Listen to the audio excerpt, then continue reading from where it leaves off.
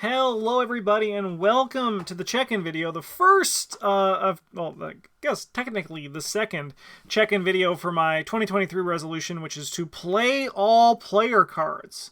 Last year in 2022, which feels like a decade ago at this point, was I wanted to play every investigator, and then I thought, you know what, I need more. I need more to feel alive, so I'm playing all the player cards.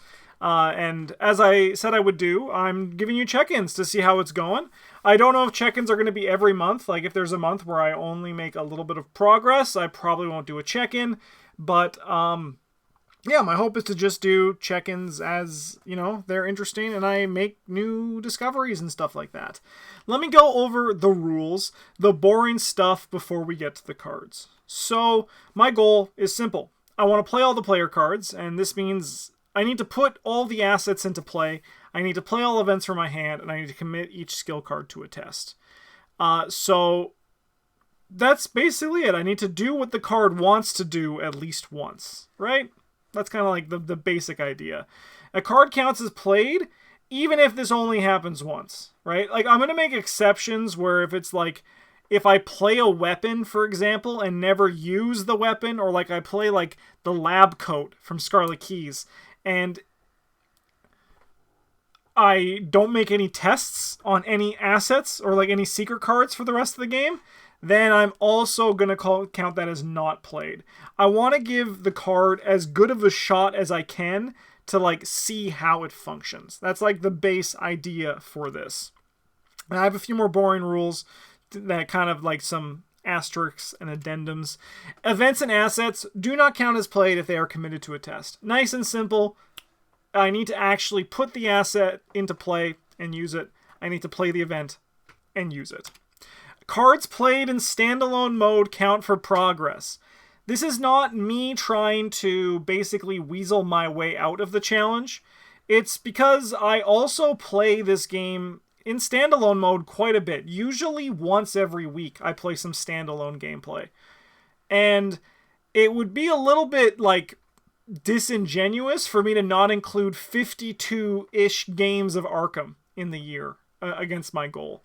So even when they play are in campaign mode or standalone mode, they're going to count for progress. The times I'm going to try to avoid it is if I'm like playing on Patron Game Day and like the decks rotate throughout the day. I'm going to like, unless I get like a good feel for the card, I'm going to not try to include it in my stats for how I'm doing for progress for that one. So that's pretty simple. And I think this is the last thing. Investigators don't count for player cards. Their signatures don't count for player cards. That's just so I don't have to like think about it. And then also only cards released at the start of 2023 count. So when the new expansion comes out at the end of the year, I am not going to include those within my goal, so to speak. They're just not they're not involved. They're not involved. They're the weird kid that we adopted halfway through the year that I'm like, I'm not parenting that kid. I'm not giving that kid food. I'm not feeding that. I'm gonna feed the kid, but I'm not gonna like give it like good meals, so to speak. Not getting my attention. And I think that's really it for the rules. So we're 2 months in, and I asked last month how's it going, and I said it was going fine. And how's it going? February 2023? I think it's going good. I think that it is going pretty good. Again, as I said last month when I did the first check-in, I could be huffing a lot of copium here and like hopium and just like I might be overestimating how easy it's going to be just because I'm getting like the level 0 progress done. And then when I start having to do the experience cards, it's gonna slow down because when I play a campaign, I get like 12 new cards. And then by the end of it, I maybe get like 3 new cards. So I'm still worried it's gonna like slow down in progress, but so far it's going good. We can look at the numbers here. So as of February 2023, I am 30%. I'm 30% through this whole mess, which is kind of cool. 30% through the collection. I've played 301 cards, which is actually kind of crazy. Like, am I going crazy, or is that like a lot of cards to play in 2 months? Am I just like playing more Arkham or like quicker Arkham than ever before? I mean, I have completed 2 campaigns, but that's in 2 months. That's not. I suppose it's been a bit more, but like last time, the Guardian and Mystic cards are on the lower end, but Rogue's also not that high. But as you can see, Survivor and Seeker, they're doing pretty good. We're almost like basically once we get past the tipping point, right? That's when things start to like really change for the class. And I think it's going to become harder once I'm over the 50% on a class. It's those last cards I think are going to be hard to kind of like dig up and scratch up. But overall though, 15%, I think I was around like 15% in January. So that means in February I got about 15%. And I'm curious to see, I can't imagine this keeps going into March. Another 15? Like, there's no way we're going to be halfway done at April, right? I just can't see how that's possible. In theory, we want to be halfway done at the end of June. So I don't know how this is going to go, but this is how it's looking so far, and I think this is going pretty good. Now, I have some cards I want to talk about. Because once again, my goal with this is to play cards, experience cards, look at cards that I haven't looked at in a long time, and potentially change my thoughts and opinions on them after I see them in action. Just like how Travis and I are now Henry Waniacs. It might carry over to some other stuff too, so let's see what other discoveries we made. First one here I want to talk about is the Forbidden Tome. I played this in Harvey Walters, and I did not realize that this card kind of is like... So, I think it's the hardest to translate. Like, apart from maybe the Gateway, the Archive of Conduits, this is a really tough card to translate. Unless you get it early on. Like, in my first game, I got it within my last, 3 turns, and I was just like, oh no. Because I thought you just had to, do it once. But no, you have to have all the cards, all the secrets need to be off of it, and you need to have 10 or more cards in your hand. It's compare this to how you have to translate the Strange Solution, which is just one freaking test. Yeah, sure, this gives you an upside, right? This gives you an upside. I mean, I suppose also the Curse one would be hard to translate, but this gives you an upside, admittedly. However, it's just kind of it's a lot of work. It's a lot of work, and really. Realistically, we're only going to probably see this in you're going to probably Daisy obviously can get through it a little bit easier because it's an actionless thing for her, and Harvey gets to 10 easier, so there's kind of a balance from it. But overall, I was very unimpressed with the level 0 version of this card. Not that you should be impressed with the level 0 of the research cards, but rather just because I could not believe it was as ridiculous as it was to actually translate this. That's what it really comes down to. However, let's talk about the upgrade. So I played the Secrets Revealed upgrade in Harvey Walters through my Dunwich run with my 1 collection challenge. And while this card has a big asterisk on this, I'll get to that asterisk in a second, but essentially I think this card is good. However, that asterisk says only in probably Harvey Walters. I can see it working in other hand-sized decks, like Daisy and Mandy. But I think, realistically, they can do better things than this.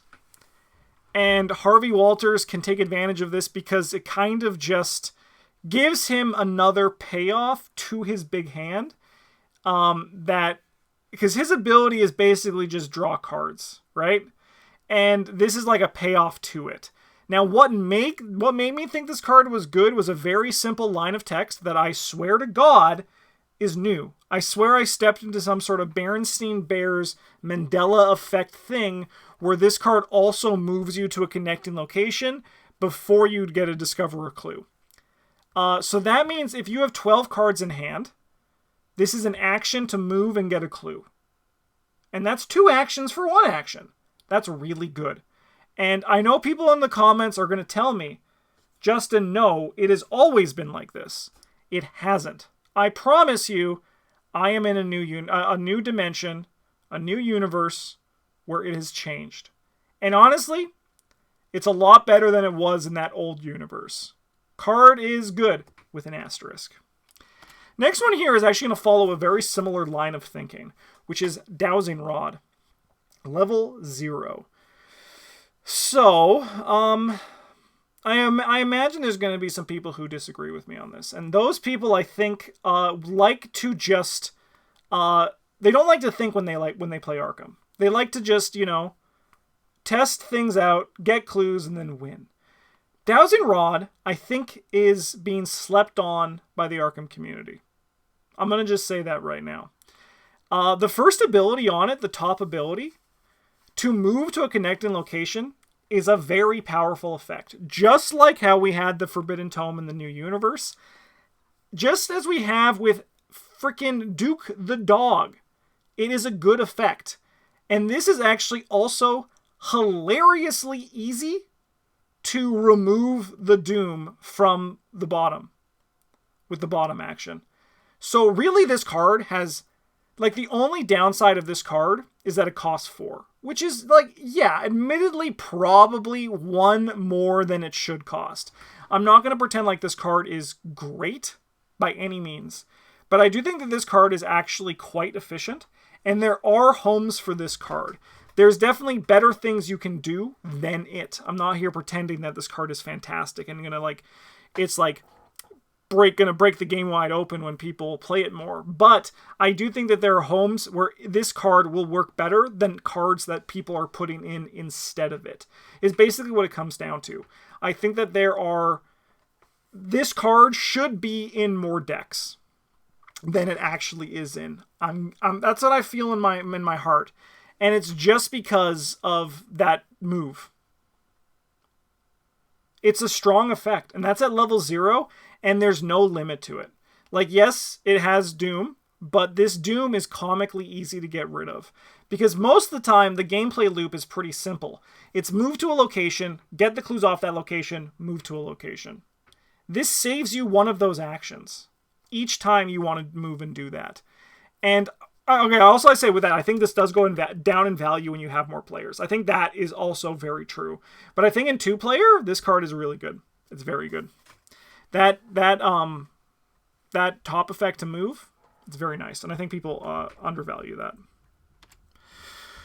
Alright, Dario, Elamine, and Stylish Code. This is a fun combo. It actually works really well, and I think it gives Dario some life.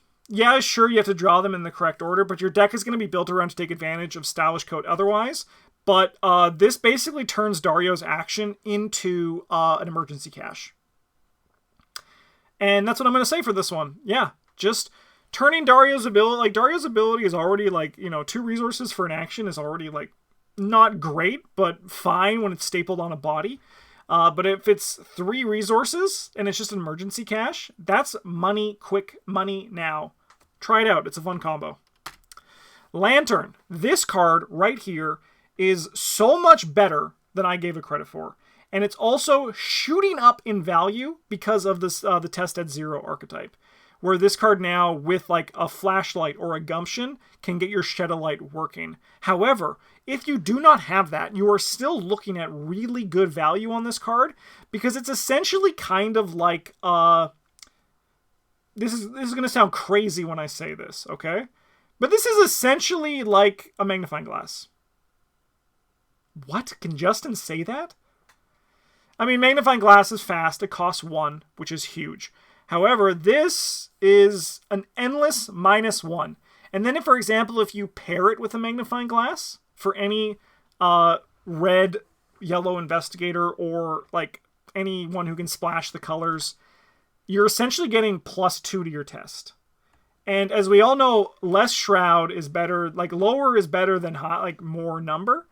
And I think while this card isn't gonna break anything open, I do think that I undervalued this card, and the effect is very nice. The -1 shroud is huge. I think it's really good. I think it's really good. 3 more cards. Okay, Unearth the Ancients. I finally played it. It's okay. It's exactly as I thought it was. It was fine. But I can say I did it, and it was fine. It was fine. That's all I really have to say. Card's okay. Jewel of Aureolus. This card is good. I knew it was, but this was like my first time actually playing it. And like actually like seeing it in action and playing it. And it's nice, it's fun, it's cool. I'm the taboo version where it's just anytime a symbol token is revealed, whoo! Get some bless and curse token going. Oh, that's good. I'm happy I got to play with it, and I think the card's really fun and good. And I knew this card, like, it read well, but I'm happy that I actually got to play it this year and like actually see it in action, and it was very nice. Good card. I like it. Last thing we're going to talk about is Hemispheric Map. I played it. It's not great. I mean, like, yeah, it's a stat boost, but you can play better cards in this exact slot. Not that this should be a surprise to anybody, right? This card has been in the game for a long time, and it's always kind of just like a meme, like, oh, this Hemispheric Map would work great at this location. And yeah, it's as expected, but I just have to say that I played it, and I did it, and I'm proud of myself for playing it. All right. That's it. That was my update. I hope you enjoyed it and my musings on cards. Do I still have too much? Am I crazy? Like, am I thinking still am I overconfident? That's what I would love to know. And in addition, are there any cards that you have played recently that you think are good, or that I might discover new things about as I play them this year? Let me know down in the comments.